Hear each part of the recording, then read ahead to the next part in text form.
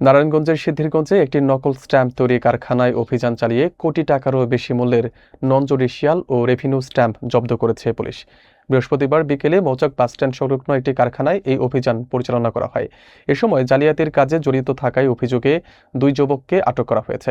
সরকারি রাজস্ব ফাঁকি দিয়ে দীর্ঘদিন ধরে চলা এই প্রতারণা চক্রের মূল হোতাদের ধরতে অভিযান অব্যাহত রয়েছে। বিস্তারিত থাকছে মনিরুল ইসলাম মনিরের প্রতিবেদনে।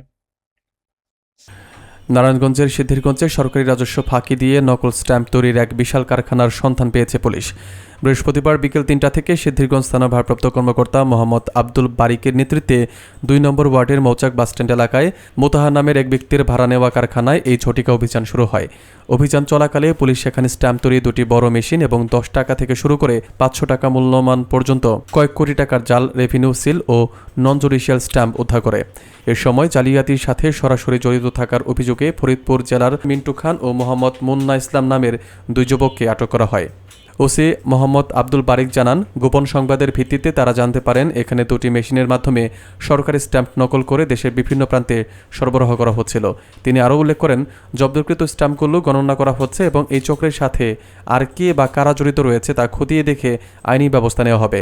স্থানীয়রা জানান, মৃত এমাদ হাজির ভবনটি ভাড়া দিয়ে দীর্ঘদিন ধরে জনচক্ষুর আড়ালে এই অবৈধ কর্মকাণ্ড চলে আসছিল। বর্তমানে কারখানাটি পুলিশি পাহারায় রয়েছে এবং জব্দকৃত সরঞ্জামাদি থানায় নেওয়ার প্রক্রিয়া চলছে।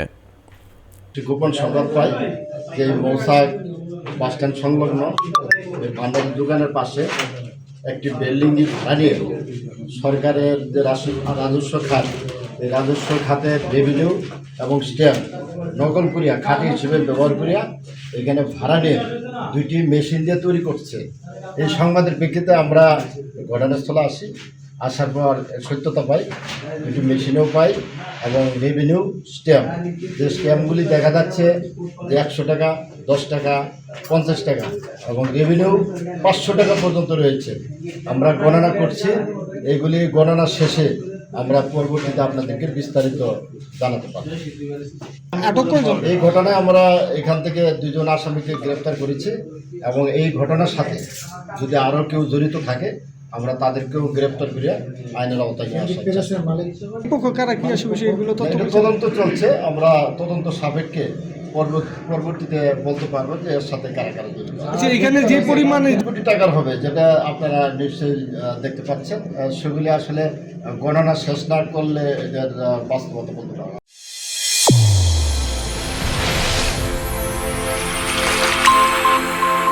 চ্যানেল A1 হৃদয়ের স্পন্দন।